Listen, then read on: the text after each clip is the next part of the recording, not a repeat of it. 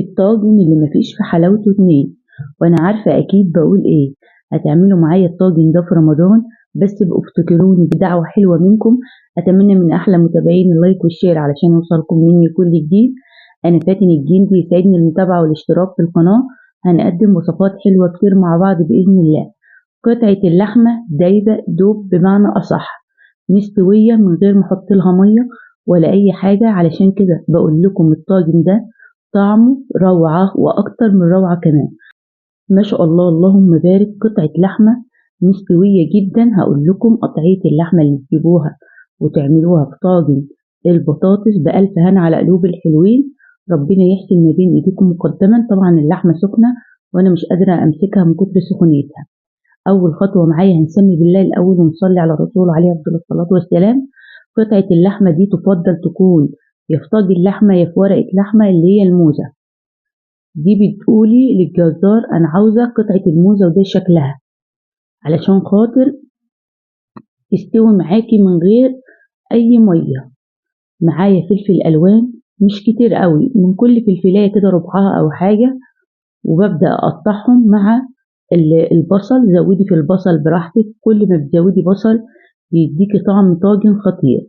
انا عملت ميكس ما بين البصل الابيض والبصل الاحمر وقطعته شرايح مع طماطمايه برضو قطعتها شرايح. اللهم صل وسلم على سيدنا محمد. هتجيبي الطاجن بتاعك، او مثلا لو حابه تعمليها في ورقه لحمه هتجيب ورقه الفويل وتحطي فيها ورقه الزبده وهتعمليها بنفس الطريقه. انا مش بستخدم اي بهارات في الطاجن ده غير فلفل اسود وملح وجوز الطيب. نزلت بهريسه شطه وفص ثوم مفروم، الثوم هنا اختياري، مع شويه زيت. وببدا افرك البصله واتبلها كويس بالفلفل الاسود. بتفرق معاكي الحركه دي لما تعمليها بايديكي.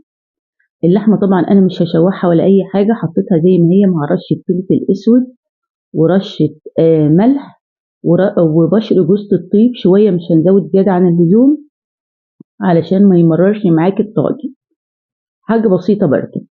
وبعد كده هبدا انزل بالفلفل الالوان اللي انا مقطعاه معاكم، وهنزل معايا هنا كوسه وبطاطس.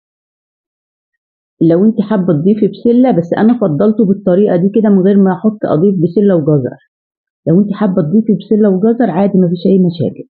هنا ده السمك بتاع البطاطس والكوسه علشان تستوي معايا مقطعاهم حلقات. المكون السحري اللي هينقلها في حته تانية خالص ده كده الدهنه اللي انا سيحتها معاكم قبل كده.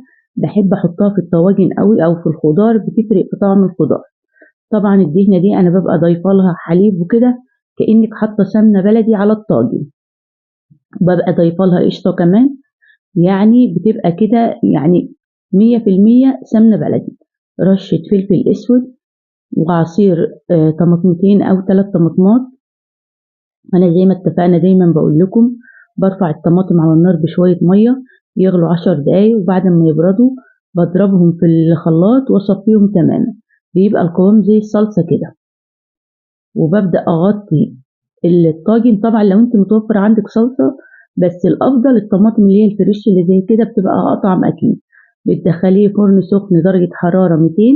بتخلي الشبكه او الرف مباشر للصاجة، مش بتولعي من فوق غير في الاخر خالص. بتشيلي ورق الفويل وتديله اللون ده كده، تقربيه من الشواية مع المتابعة هياخد اللون الجميل اللي انت شايفينه. وبداية قدميه بقى جنب منه عيش او رز بشعرية او رز معمر بألف هنا على قلوب الحلوين. كل عام وانتم بخير.